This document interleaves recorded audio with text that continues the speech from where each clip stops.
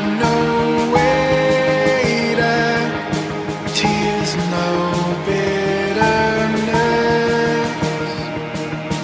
Where is death's sting? Where grave thy victory?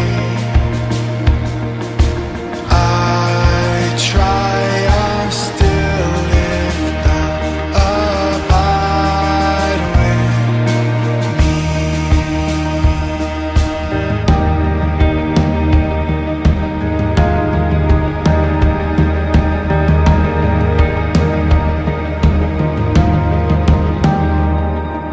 Hold thou thy cross before my closing eyes.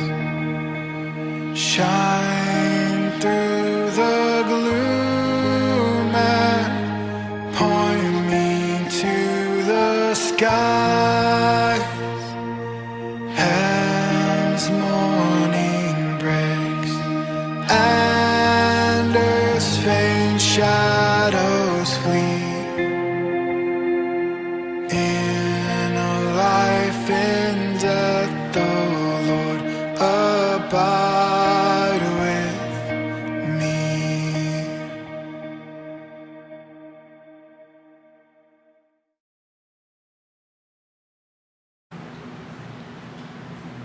Isang mapagpalang araw po mga magulang at mga kapatid.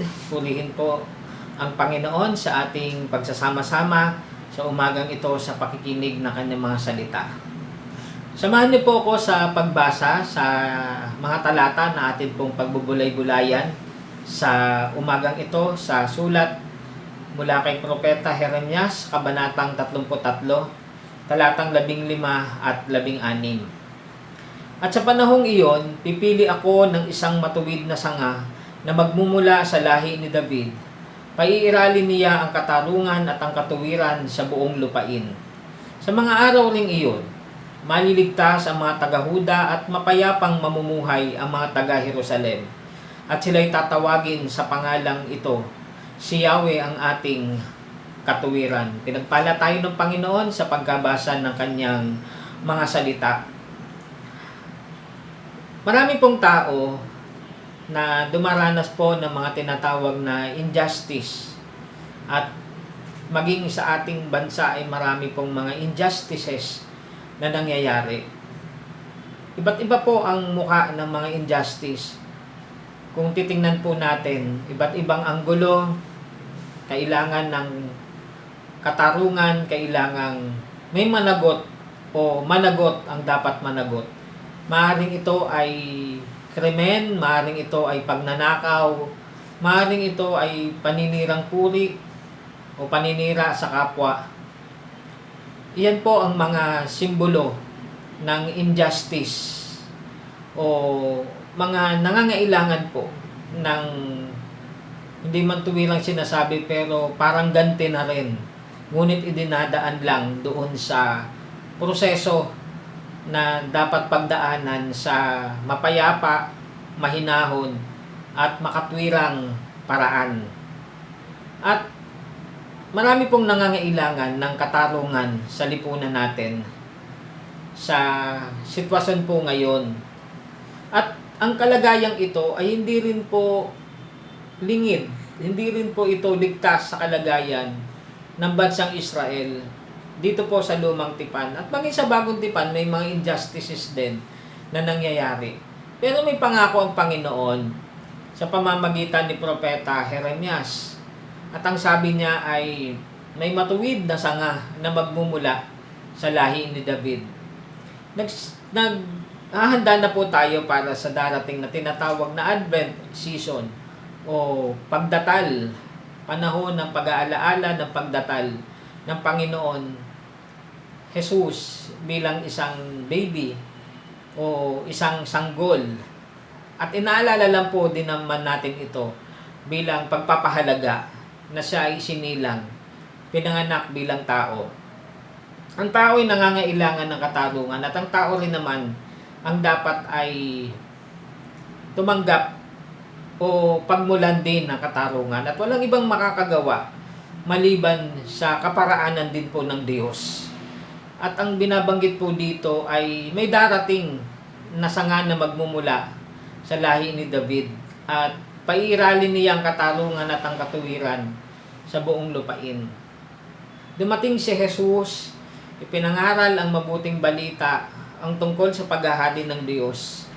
May iba't ibang mga nakaharap siyang mga o na-encounter na mga salungat sa kanyang pangangaral, pagtuturo. Nung ang Panginoon gusto niya ang mga tao ay kumakain at umiinom, ang puna nila sa kanya.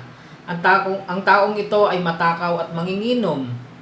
Nung ang Panginoong Jesus ay nakikisalamuha sa mga prostitute, sa mga publikano o sa mga maniningil ng buwis, ang puna naman po sa kanya, kaibigan ng mga makasalanan. Pero alam po natin na ang Panginoong Yesus ay banal. Siya ay mabuti, siya ay gumaganap ng kalooban ng Diyos at kailanman ay hindi siya pwedeng mahawaan ng kasalanan ng karumihan ng mundo dahil siya ay mayroong kabanalan. At sa pamamagitan po ng kaparaan ng iyon ng Diyos, ng pagpapadala ng kanyang anak na si Jesus.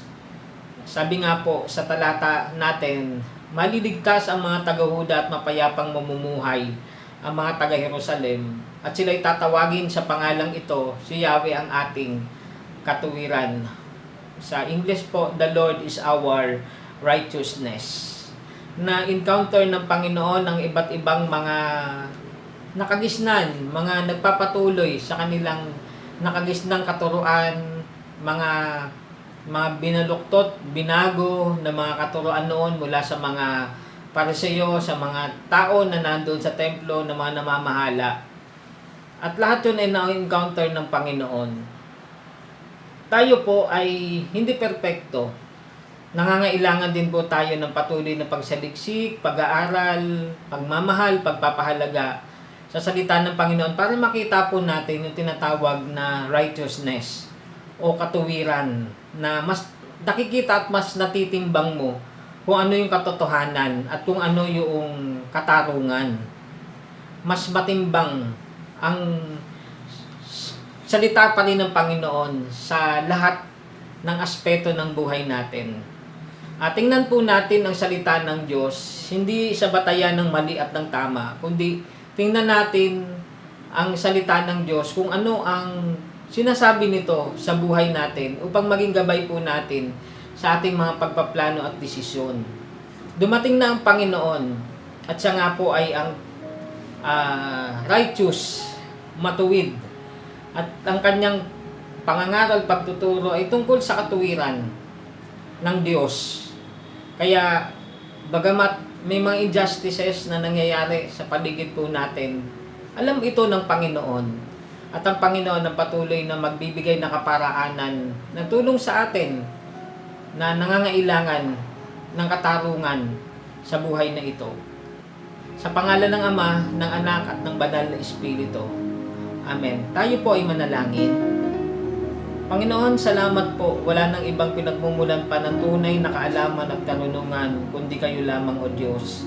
Ayan nga po ninyo, tingnan po namin ang aming pananampalataya, tingnan po namin ang aming kaisipan, tingnan po namin, O Diyos, ang aming mga buhay sa liwanag ng inyong mga salita. At ito, Panginoon, ang maging buhay po namin, maging salita po namin, at ito, Panginoon, ang iniisip po namin, O Diyos.